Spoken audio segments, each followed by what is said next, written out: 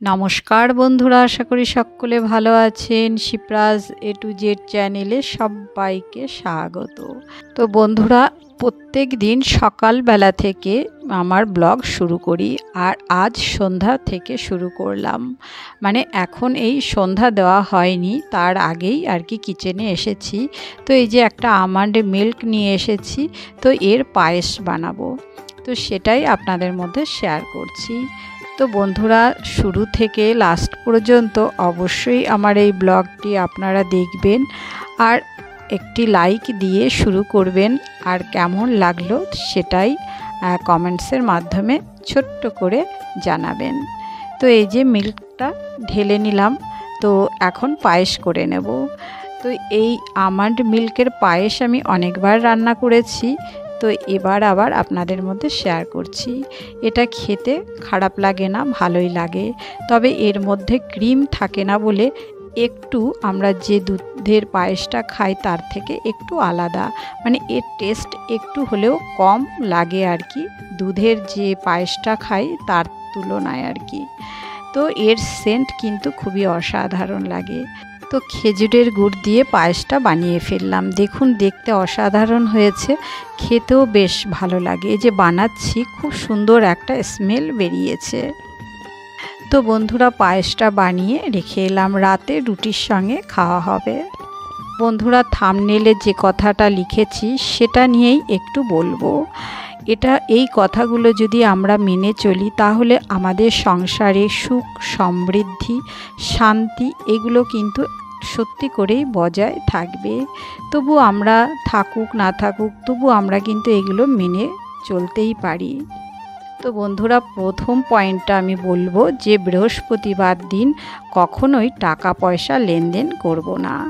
বৃহস্পতিবার ছাড়া অন্যান্য যে কোনো বার আমরা চেষ্টা করব টাকা পয়সা দেয়া এবং নেয়া।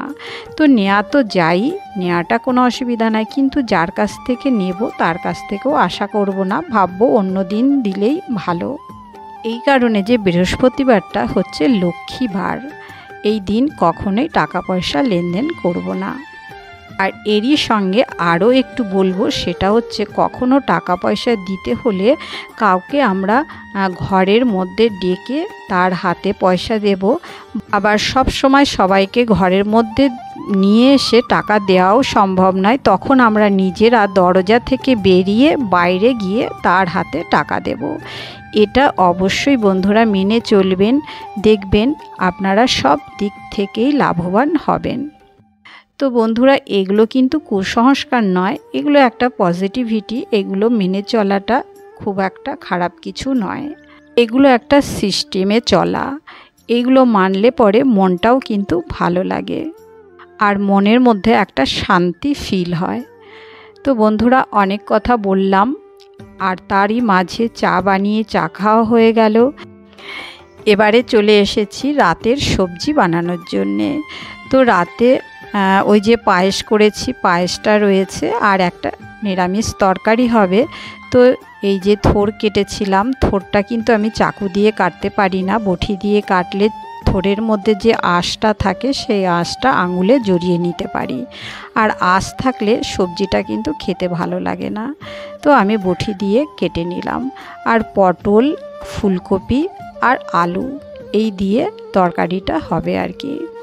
সংসারের মঙ্গল কামনার জন্যে আমরা অনেকেই অনেক কিছুই করি, আমরা প্রত্যেকে একই কাজই কিন্তু করি। সকালে উঠে জলের ছিটে দেওয়া ঘরের দরজার সামনে, আবার মাটির বাড়ি হলে সেখানে নিকানো, এরকম অনেক কিছু করি। সকাল সন্ধ্যায় পুজো দেওয়া, এগুলো আমরা সবাই কিন্তু করে থাকি।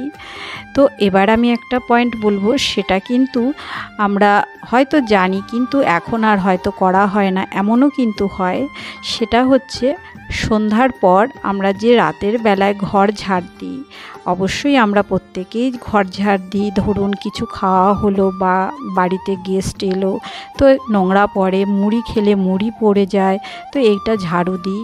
ঝাড়ু দিয়ে কখনোই কিন্তু বাইরে ফেলা উচিত নয়। অনেক সময় আমরা কি করি, ঘরটা ঝাড় দিলাম, হয়তো পিছন দিয়ে জানলা আছে বা ঘর দিয়েই হয়তো সামনের দরজা দিয়ে ধুলো বালি ওই নোংরাগুলোকে বাইরে বের করে দিচ্ছি, কিন্তু এটা একদমই করা উচিত নয়। নোংরাগুলোকে জড়ো করে রেখে দিতে হবে, পরের দিন কখনো ফেলে দিতে হবে। রাতে কখনো ঘর ঝাড় দিয়ে বা ঘরের নোংরা বাইরে ফেলতে নেই, এটা কিন্তু অবশ্যই মানা উচিত। তো বন্ধুরা, এটাও কিন্তু কোনো কুসংস্কার নেই।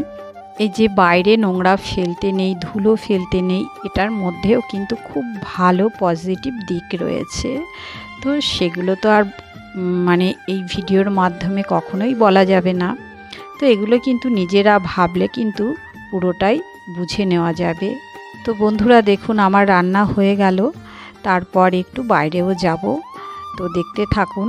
আর একটা পয়েন্ট বলবো, সেটা হচ্ছে রাতে কখনোই আমরা কাপড় জামা ভিজিয়ে রাখি, এটাও ভেজানো কিন্তু উচিত নয়। রাতে কখনোই ভিজিয়ে রাখবো না, সকালবেলায় উঠে গরম জলে তাড়াতাড়ি করে ভিজিয়ে দেব, তারপর কাপড় কেচে নেব। রাতে ভেজানো উচিত নয়। তো এটাও কিন্তু একটা খুব ভালো পজিটিভ দিক আমি বললাম।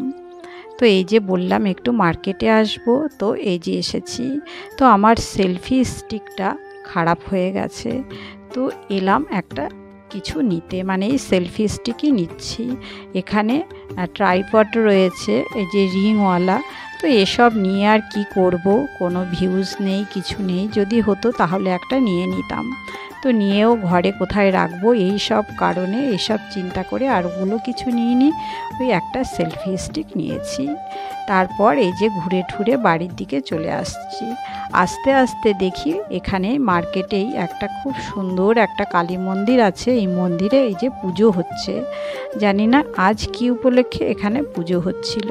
তো বেশ ভালো লাগলো, ওই জন্য আপনাদের মধ্যে একটু শেয়ার করলাম। তো বন্ধুরা, বাড়িতেও চলে এসেছি, হাত পা ধুয়ে চেঞ্জ করে নিয়েছি, নিয়ে যে সবজিটা বানিয়ে রেখে গেছিলাম সেটা একটু গরম করে নিয়েছি, কারণ সবজিটা ঠান্ডা হয়ে গেছে। আর শীতের দিন এসেছে, এখন একটু গরম হলেই ভালো হয়।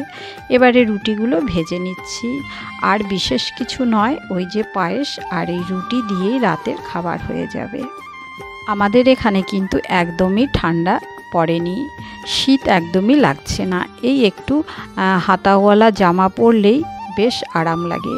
আর এখনও লেপ কম্বল এগুলো কিছুই বার করিনি, রোজই ভাবি বের করে নেব, একটু রোদে দিয়ে নেব, কিন্তু একদমই দরকার পড়ছে না, তো সেই জন্য আর বের করছি না।